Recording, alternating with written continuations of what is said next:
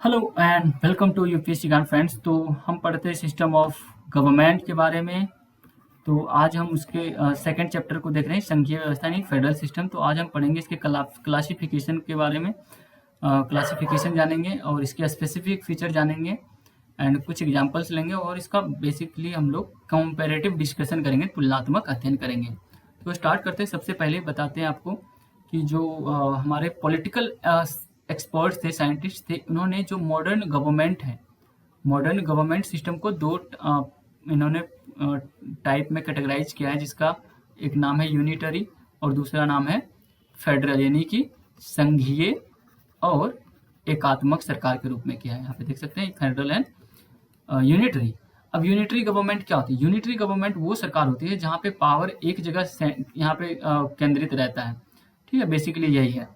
और बात करें फेडरल गवर्नमेंट की सिंपल शब्द में, तो फेडरल गवर्नमेंट में जो शक्ति होता है इसका डिवीजन हो जाता है। देख सकते हैं यहाँ पे, मान लीजिए एक्स वाई जेड कोई इनके एसोसिएट्स राज्य हैं, तो इनको सबको शक्ति देनी होती है, सबके पास शक्ति यहाँ पे होता है। तो आई होप ये क्लियर होगा। यूनिटरी का मतलब होता है एकात्मक, यानी कि शक्ति एक आदमी के पास या एक जगह है, जबकि फेडरल में क्या होता है कि शक्ति का डिवीजन होता है। तो ये इसका बेसिक डिफरेंस है। और तो हमारे देश में जो है फेडरल सिस्टम है, आप सबको पता है। तो और साथ ही साथ देखिए, जो फेडरेशन जो टर्म है ना, फेडरेशन जो टर्म है, ये टर्म बना है किससे? फोइडस से। फोइडस इसका मतलब होता है एग्रीमेंट। इसका मतलब होता है एग्रीमेंट या फिर ट्रीटी, यानी कि हिंदी में बोलते हैं संधि या फिर समझौता। तो आप आगे समझेंगे कि समझौता संधि के से कैसे कौन कौन से कैसे किस किस तरीके से जो है फेडरेशन बनाए जाते हैं, तो वो मैं समझाऊंगा। उससे पहले आप ये जान लीजिए पहले कि हमारे देश में कौन कौन से ऐसे देश हैं जहाँ पे federal government and unitary government है। तो यहाँ पे देख सकते हैं यूनिटरी गवर्नमेंट फ्रांस में है, जापान में है, चाइना में है, इटली में है, बेल्जियम में है एंड ब्रिटेन में है। तो क्या आप इसे याद रखना चाहते हैं? आपको याद रखना पड़ेगा। कई बार ऐसा पूछ लिया जाएगा कि किस देश में एकात्मक सरकार है या फिर नहीं है, या फिर किस देश में मतलब संघीय सरकार है। आप देख सकते हैं रशिया में, इंडिया में, कनाडा में, ऑस्ट्रेलिया में, ब्राजील में, यूएस में, यहाँ पे संघीय सरकार है। ओके, तो आप इसे अच्छे से एक बार दो बार अच्छे से ध्यान से देख लीजिए, याद हो जाएगा। अब बात करते हैं जो सिस्टम हमारे देश में जो अपनाया गया था, अपनाया गया है फेडरल सिस्टम, संघीय सरकार। क्यों हमने अपनाया है संघीय सरकार को? संघीय सरकार की व्यवस्था हमने क्यों अपनाई है? फेडरल, है ना। तो देखिए इसके पीछे का दो रीजन है। पहली बात तो हमारे जो कंट्री का साइज है उसके हिसाब से, size of our country. And दूसरी बात जो है यहाँ का जो socio economic socio cultural diversity के कारण। आपको पता है कि हमारा देश बहुत बड़ा है, यहाँ पे बहुत ज़्यादा पॉपुलेशन है, बहुत 28 राज्य हैं अभी। तो सब में एडमिनिस्ट्रेशन करना एकात्मक सरकार ये जायज़ नहीं होता। तो हमारे फाउंडिंग फादर्स जो थे कॉन्स्टिट्यूशन, उन्होंने ये सोचा कि अगर हम इस तरह के व्यवस्था को अपनाते हैं, संघीय व्यवस्था को अपनाते हैं, तो हमारे देश में एक जिम्मेदार सरकार की स्थापना की जाएगी, जिससे हमारे देश की एकता, अखंडता, संप्रभुता बनी रहेगी और साथ ही साथ जो क्षेत्रीय जो क्षेत्र है हमारा, उनको उनका ऑटोनॉमी बना रहे। ठीक है, तो इस वजह से हमारे देश में संघीय व्यवस्था को अपनाया गया था। और आपको पता है कि पूरे विश्व में सबसे ज़्यादा जो डाइवर्सिटी कहीं पे है तो वो हमारे देश में है। यहाँ पे बहुत सारे रिलीजन्स है ना, और अलग अलग टाइप के कल्चर होते हैं। ठीक है, बहुत सारे जातियाँ, जनजातियाँ, तो सबके अपने अपने इंटरेस्ट है। तो उनको प्रिजर्व करने के लिए, संरक्षित करने के लिए इस तरह की व्यवस्था को हमारे देश में अपनाया गया। इसका बेसिकली यही रीजन है। और एक बात और आप जानिए कि जो ये हम लोग फेडरेशन बोलते हैं, जो फेडरेशन, इसे और भी अन्य नाम से जाना जाता है। एक नाम होता है कैंटोन्स। ठीक है, कैंटोन्स कहाँ बोलते हैं? तो कैंटोन्स बोला जाता है स्विट्जरलैंड में, स्विट्जरलैंड में, है ना। यूएस में बोलेंगे स्टेट्स। कनाडा है तो कनाडा में क्या बोलते हैं? वहाँ पे प्रोविंस बोलते हैं, यानी कि प्रांत बोलते हैं। रसिया है तो रसिया में क्या बोलते हैं? इसे रसिया में रिपब्लिक्स बोलते हैं। तो ये अलग अलग फॉर्म्स है, इसको अलग अलग नाम से जाना जाता है। अब बात करते हैं हम लोग स्पेसिफिक फीचर। सबसे पहले जानते हैं कि जो सरकारें हैं इन दोनों प्रकार की, इसके स्पेसिफिक फीचर्स क्या है। देखिए, इधर है फेडरल गवर्नमेंट यानी कि संघीय, और इधर है एकात्मक सरकार। संघीय सरकार में क्या होता है? डबल गवर्नमेंट होते हैं, बिल्कुल डबल होते हैं, राज्य सरकार और केंद्र सरकार, सबको पता है। Central government and union government, ये स्टेट गवर्नमेंट या फिर से नेशनल गवर्नमेंट भी बोल सकते हैं, और रीजनल गवर्नमेंट और स्टेट गवर्नमेंट। रिटन कॉन्स्टिट्यूशन होता है हमारे पास। फिर यहाँ पे देखते हैं, यहाँ पे सिंगल गवर्नमेंट होता है, जैसे चाइना में देखिए सिंगल गवर्नमेंट है ना। और यहाँ पे नेशनल गवर्नमेंट ही सिर्फ होते हैं, केंद्र सरकार ही होता है, और राज्य सरकार नहीं होते हैं, लेकिन ये बना सकते हैं रीजनल गवर्नमेंट। दूसरी बात, कॉन्स्टिट्यूशन यहाँ पे लिखा हो सकता है और लिखित भी हो सकता है, जैसे ब्रिटेन में अलिखित है, फ्रांस में लिखित है। एंड ओके, सो थोड़ा कुत्ता भौंक रहा है तो आप इग्नोर कर सकते हैं इसे। ओके, एंड साथ ही साथ मैं ये बता दूंगा, अगर साउंड की क्वालिटी अगर सही नहीं लगी तो आप ईयरफोन यूज कर सकते हैं बेटर साउंड एक्सपीरियंस के लिए। तीसरी बात जो है, फेडरल गवर्नमेंट में यहाँ पे डिवीजन ऑफ पावर होता है। जैसे पहले मैंने बताया कि शक्तियों का बंटवारा होता है, कुछ शक्तियाँ राज्य के पास होते हैं, कुछ शक्तियाँ केंद्र सरकार के पास होते हैं, तो अपने अपने कानून बनाने के अधिकार उनके पास होते हैं। जबकि एकात्मक सरकार में डिवीजन ऑफ पावर नहीं होते हैं, सारे पावर नेशनल गवर्नमेंट के पास होते हैं। चौथा, सुप्रीमेसी ऑफ कॉन्स्टिट्यूशन, मतलब जो फेडरल गवर्नमेंट होता है यहाँ पे सर्वोच्च होता है संविधान। जबकि यहाँ पे एक यूनिटरी वाले में यहाँ पे मतलब ये हो भी सकता है सुप्रीम कॉन्स्टिट्यूशन और नहीं भी हो सकता है। जैसे जापान में सुप्रीम कौन है, कॉन्स्टिट्यूशन, जबकि ब्रिटेन में नहीं है। ठीक है, तो ये याद रखिए। एंड रिजिड कॉन्स्टिट्यूशन होता है हमारे देश में, जैसे फेडरल गवर्नमेंट जहाँ पे होते हैं वहाँ पे कॉन्स्टिट्यूशन वो रिजिड होता है, जबकि हमारे देश में नहीं, इंडिया में तो दोनों का सिंथेसिस है। इंडिया में ना तो रिजिड है ज़्यादा, ना तो फ्लेक्सिबल है। ओके, तो ये आप याद रखिए कि इंडिया का कॉन्स्टिट्यूशन रिजिड नहीं है। फेडरल गवर्नमेंट की बात करें, अन्य देशों की बात करें, इंडिया में दोनों का सिंथेसिस है ना। एंड कॉन्स्टिट्यूशन में भी रिजिड, जैसे यहाँ पे यूनिटरी में रिजिड भी हो सकता है और फ्लेक्सिबल भी हो सकता है। जैसे फ्रांस में रिजिड है और ब्रिटेन में काफ़ी फ्लेक्सिबल है। और इंडिपेंडेंट जुडिशरी होती है, मतलब इंडिपेंडेंट का मतलब स्वतंत्र न्यायपालिका, और यहाँ पे न्यायपालिका स्वतंत्र हो भी सकती है और नहीं भी हो सकती है। ये इधर है यूनिटरी वाला है ना। एंड यहाँ पे बाइकैमरल लेजिस्लेचर, यानी कि जैसे देखिए आप भारत के संदर्भ में समझे तो भारत में भी बाइकैमरल लेजिस्लेचर, लेकिन भारत के क्या सभी राज्यों में है क्या? नहीं, केवल 6 राज्य में है। पहले 7 में था, जबकि जम्मू कश्मीर को में 370 जब एब्रोगेट कर दिया गया आर्टिकल, तो वहाँ पे अब वहाँ पे खत्म कर दिया गया है। तो 6 राज्य हैं जहाँ पे द्विसदनीय का मतलब क्या था, जैसे हमारे सेंट्रल गवर्नमेंट में क्या है, लोकसभा और राज्यसभा, जबकि अदर स्टेट्स में जो होते हैं वहाँ पे क्या बोलते हैं उसे, विधानसभा एंड विधान परिषद होते हैं, बहुत राज्यों में है हमारे देश में। जबकि यूनिटी गवर्नमेंट में बाइकैमरल हो भी सकते हैं, नहीं भी हो सकते हैं, यानी कि बाइकैमरल भी हो सकते हैं और यूनिकैमरल भी हो सकते हैं। जैसे चाइना में यूनिकैमरल है, मतलब एक सदनीय। ब्रिटेन में क्या है, द्विसदनीय, जिस तरह इंडिया में है लोकसभा राज्यसभा, उस तरह के वहाँ पे है। तो ये चीज़ देखिए। अब बात करते हैं कैसे फेडरेशन बनता कैसे है। तो फेडरेशन बनाने के जो तरीके हैं वो 2 तरीके से बनते हैं, 2 तरीका से बनता है। पहला होता है इंटीग्रेशन, यानी कि क्षेत्रों को जोड़कर, और दूसरा होता है कुछ क्षेत्रों को डिसइंटीग्रेट करके मतलब विखंडित करके। जैसे देखिए, अब यूएस जो था ओरिजिनली यहाँ पे 13 स्टेट्स थे, रीजन थे, अब अभी करेंटली 50 हैं, है ना। तो इनको सबको जोड़ के बनाया। अब क्यों इंटीग्रेशन क्यों होता है, आप बताइए कि इंटीग्रेशन क्यों होता है। कई बार आप देखते होंगे कई बार हम सब बहुत सारे काम को मिल के करते हैं, क्यों?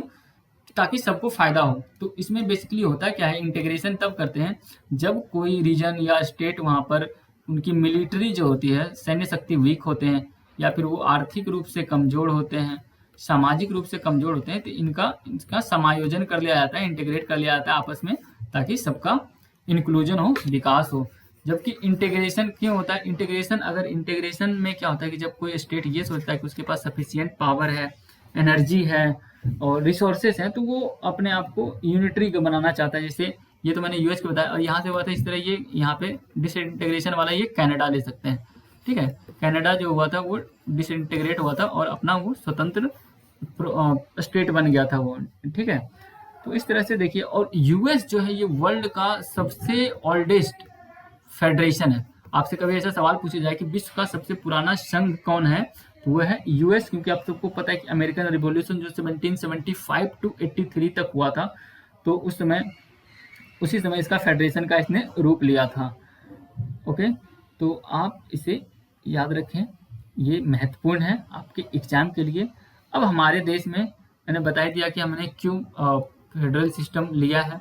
अब बात करते हैं कि हमारे देश के कॉन्स्टिट्यूशन में फेडरल टर्म कहीं पे मेंशन है, तो कहीं मेंशन नहीं किया गया। हालांकि आर्टिकल 1 जो है वो ये कहता है कि जो भारत है वो राज्यों का संघ होगा, रादर की फेडरेशन। फेडरेशन नहीं, इसे राज्यों का संघ कहा गया है आर्टिकल 1 में। तो राज्यों का संघ जो है इसका मतलब है ये दो चीज को इंडिकेट करता है। इसका मतलब ये है कि जो इंडियन फेडरेशन जो है वो किसी एग्रीमेंट का परिणाम नहीं है। किसी राज्य के साथ हमारा जो राज्य है हमारे देश में, उसमें किसी के साथ एग्रीमेंट नहीं किया गया है। ओके, लाइक अमेरिका में एग्रीमेंट किया गया है, यानी कि वो मतलब वहां से छोड़ नहीं सकते उनको केंद्र को। और दूसरा बात यह है कि यहाँ पे जो स्टेट है उनके पास जो फेडरेशन है उससे वो अपने आप को अलग नहीं कर सकते, सिसीड नहीं कर सकते। और जो फेडरेशन है, the federation is union, federation जो है वो यूनियन है बिकॉज इट इज इनडिस्ट्रक्टेबल, यानी कि ये डिस्ट्रक्टेबल नहीं है, अविभाज्य है। तो ये दो बातें आप याद रखेंगे, ये दो ही रीजन से हमें यहाँ पे ये किया गया है हमारे देश में, जो यूनियन ऑफ स्टेट्स लिखा गया है फेडरेशन के बजाय। अब देखिए जो इंडियन फेडरल सिस्टम है ये किस पे बेस्ड है, ये कैनेडियन मॉडल पे बेस्ड है। कनाडा का जो फेडरल मॉडल था उस पे आधारित है, ये भी याद रखें कि तो आपसे ये सीधा सवाल पूछा जा सकता है कि इंडियन फेडरल सिस्टम जो है वो किस देश के मॉडल पे आधारित है, तो यह कैनेडियन अमेरिकन मॉडल पे नहीं। कैनेडियन मॉडल क्या है, ये थोड़ा सा डिफरेंट है। और ये यहाँ पे क्या है कि सेंटर जो होता है वो काफ़ी स्ट्रॉन्ग इस्टेब्लिश करता है, ठीक है। यहाँ पे सॉरी, ये अमेरिकन मॉडल में जो सेंटर होता है वो काफ़ी ज़्यादा स्ट्रॉन्ग होता है, जबकि इंडियन फेडरेशन जो है वो रिजेंबल करता है कैनेडियन फेडरेशन को। किस किस रूप में, इसके फॉर्मेशन में, यानी कि इसकी जो बनावट है उसमें, by the way of integration and इसके प्रेफरेंस, जब जो टर्म हमने यूनियन यूज किया है। और साथ ही साथ जैसे कैनेडियन फेडरेशन जो है वो अपने आप को वो भी यूनियन कहते हैं। एंड साथ ही साथ सेंट्रलाइजिंग टेंडेंसी, केंद्रीकृत जो टेंडेंसी है उसके फॉर्म में, यानी कि wasting more power in the states with states. तो सेंट्रलाइजिंग टेंडेंसी जो है यहाँ पे ये किया गया है कि शक्ति तो हमारे देश में भी देखिए राज्य से ज़्यादा केंद्र सरकार के पास है, लेकिन राज्यों के पास भी तो शक्ति है। तो इन सब वजहों से ये सब चीज़ कनाडा फॉलो कर रहा था, इस वजह से हमारे देश में भी इंडियन फेडरेशन में भी ये किया गया है, ठीक है। अब बात करते हैं फेडरल फीचर्स। जो फेडरल फीचर जो है हमारे कॉन्स्टिट्यूशन का वो क्या है, डुअल पॉलिटी। डुअल पॉलिटी का मतलब ये होता है, पहले भी मैंने बताया आपको कि डुअल पॉलिटी मतलब नेशनल गवर्नमेंट और रीजनल गवर्नमेंट, दो सरकारें होती हैं, यूनियन गवर्नमेंट और, तो बहुत सारे जो इसमें मैटर्स होते हैं वो नेशनल गवर्नमेंट, जैसे फॉरेन अफेयर्स और जो देश की मिलिट्री होती है, एंड ये सब सारी चीज़ें को कम्युनिकेशन ये सब करते हैं। तो ये सब आगे भी डिटेल में जानेंगे, लेकिन यहाँ पे अब सिर्फ और सिर्फ हमें फीचर्स जानना है। इन सब के बारे में आगे जब पढ़ेंगे तो और कौन कौन से अधिकार हैं वो जान लेंगे, ठीक है। तो बेसिकली अभी इतना जाने। फिर है रिटेन कॉन्स्टिट्यूशन, यानी कि लिखित संविधान होता है फेडरल फीचर जो होता है कॉन्स्टिट्यूशन का। डिवीजन ऑफ पावर होता है, बार बार मैं बता रहा हूँ डिवीजन ऑफ पावर कैसे होता है। सुप्रीमेसी ऑफ द कॉन्स्टिट्यूशन, ये भी मैंने बता दिया है। रिजिड कॉन्स्टिट्यूशन, इंडिपेंडेंट जुडिशरी और बाइकैमरलिज्म, तो पहले आपने पढ़ा, ये सारे के सारे फीचर्स हैं, तो इसे ज़्यादा इलेबोरेट करने का ज़रूरत नहीं है। और रिटर्न कॉन्स्टिट्यूशन के बारे में तो मैंने बिल्कुल प्रियम्बल में और सैलिएंट फीचर्स ऑफ जो कॉन्स्टिट्यूशन है उसमें मैंने बताया कि कितने आर्टिकल हैं, इन सब सारी चीज़ों को काफ़ी डिटेल में डिस्कस किया है। तो आप प्रीवियस वीडियो को देख लेंगे तो आपको समझ में आ जाएगा, इसलिए यहाँ पे ज़्यादा टाइम हम लोग वेस्ट नहीं करेंगे। ओके, अब बात करते हैं जो unitary features of the constitution है ये क्या है। देखिए यूनिटरी फीचर्स जो होता है यहाँ पे जो केंद्र होता है वो काफ़ी स्ट्रांग होता है, लाइक यूएस में क्या है कि यहाँ पे स्ट्रांग मतलब यहाँ सबसे ज़्यादा पावर जो होता है वो सेंट्रल गवर्नमेंट के पास होता है, सीधा से यही समझें। यानी कि यूनियन लिस्ट जो होते हैं उसमें ज़्यादा पावर जो होता है कानून बनाने का वो केंद्र के पास ही होता है, और कुछ रेसिड्यू पावर जो होते हैं वो भी सेंट्रल के पास ही होते हैं, जिनमें कि स्टेट लॉ नहीं बना सकते हैं। तो ये इस तरह की चीज़ें यहाँ पे हैं। और दूसरी बात है इसमें कि जो ऑल इंडिया सर्विसेज हैं ये भी यूनिटरी गवर्नमेंट के फीचर्स हैं। और फिर बात करें अगर स्टेट्स जो हैं वो इनडिस्ट्रक्टेबल होते हैं, यानी कि अविभाज्य होते हैं। और veto over states bill, state के बिल के ऊपर वीटो कर सकते हैं। Appointment of governor, integrated election machinery, जैसे कि नेशनल जो इलेक्शन कमीशन होता है वो राज्यों में भी इलेक्शन कराते हैं, सिवाय पंचायती राज इलेक्शंस और म्यूनसिपालिटी इलेक्शंस को छोड़ करके। लोकसभा, राज्यसभा और विधानसभा, स्टेट लेजिस्लेचर के को करवाते हैं ये। और फिर यहाँ पे आप देखिए सिंगल कॉन्स्टिट्यूशन होता है यूनिटरी फीचर्स में, यहाँ पे सिंगल कॉन्स्टिट्यूशन आता है, मतलब सिर्फ सेंटर में होता है, स्टेट के पास कॉन्स्टिट्यूशन नहीं होता है। Flexibility of the constitution, constitution जो होता है वो लचीला होता है। No equality of state representation, ठीक है, तो इसमें जो स्टेट का रिप्रेजेंटेशन होता है उसमें कोई इक्वालिटी नहीं होता है। ये यूनिटरी गवर्नमेंट का फीचर्स है, तो आप इसे भी ध्यान में रखें। और जैसे इसमें देखिए किसी ना कि स्टेट रिप्रेजेंटेशन जो होता है, जैसे कि राज्यसभा में बात करें तो बेसिस उनका क्या है, पॉपुलेशन पे है ना। और जिसमें और यूएस में अगर बात करें तो वहाँ पे इक्वालिटी है। तो ये हमारे देश की कॉन्स्टिट्यूशन की बात करें, ये इंडिया के कंटेक्स्ट में बात किया जा रहा है कि राज्यसभा में। इन यूएस में क्या है कि अगर 50 स्टेट है वहाँ पर, तो 50 राज्यों से 2-2 लोग चुन के आते हैं, यानी कि टोटल 100 मेंबर होते हैं। लेकिन इंडिया में क्या है, इक्वल नहीं है, जहाँ जितना पॉपुलेशन है उसके हिसाब से है। इमरजेंसी प्रोविजन 3 टाइप की इमरजेंसी है, national emergency, financial emergency and constitutional emergency, जिसे कि प्रेसिडेंट रूल भी कहते हैं। तो इसका आखिरी चैप्टर वही है, वो जानेंगे। सिंगल सिटीजनशिप होता है यूनिटरी गवर्नमेंट में। जैसे कि अमेरिका में आप जाएंगे तो वहाँ पे आपके पास अमेरिकन सिटीजनशिप भी होगा, जिस राज्य में रह रहे होंगे उसका राज्य का भी होगा। जैसे आप इंडिया में क्या है कि अगर इंडिया में रह रहे हैं तो हमारे पास इंडियन सिटीजनशिप है। अगर कोई यूपी, बिहार, महाराष्ट्र में रह रहा है तो उसके पास यूपी का अलग से नागरिकता नहीं होगा, हमारे पास सिंगल सिटीजनशिप है। इंटीग्रेटेड जुडिशरी है, होता है यूनिटरी गवर्नमेंट में, जैसे सुप्रीम कोर्ट, उसके बाद हाई कोर्ट होता है, फिर सबऑर्डिनेट कोर्ट होते हैं, लोअर कोर्ट जो होते हैं, ये सब। तो ये इंटीग्रेटेड जुडिशरी सिस्टम है, जिससे कि सबसे टॉप पे आता है सुप्रीम कोर्ट, और फिर उसके आदेश पे ही मतलब वो कंट्रोल करता है सुप्रीम कोर्ट, बेसिकली आप ये कह सकते हैं। फिर ये बात करते हैं कि जो पार्लियामेंट का जो अथॉरिटी होता है स्टेट के लिस्ट पे होता है, ठीक है। तो यहाँ के लिमिटेड ये थोड़ा है, बहुत ज़्यादा नहीं है। कुछ ऐसे लिस्ट हैं, जैसे पार्लियामेंट जो है वो राज्यसभा के किसी भी राज्यसभा अगर कोई बिल पास करता है, इस तरह का कोई प्रपोजल लाता है कि आप स्टेट लिस्ट में कोई कानून बनाइए, तो पार्लियामेंट बना सकती है। तो ये हो गया पार्लियामेंट का अथॉरिटी, यानी कि स्टेट लिस्ट में जो होगी, लेकिन ये राज्यसभा रिकमेंड करेगा तब।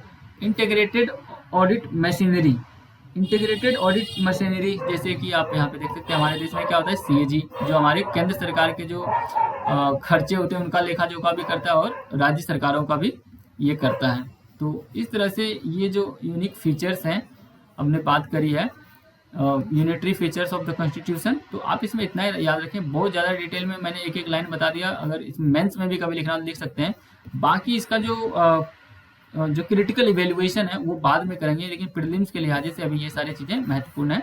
ओके, तो आई होप आपको डिस्कशन इंटरेस्टिंग लगा होगा, तो अपने ऐसे दोस्तों के साथ शेयर करें और चैनल को सब्सक्राइब करें। Okay, so thank you very much.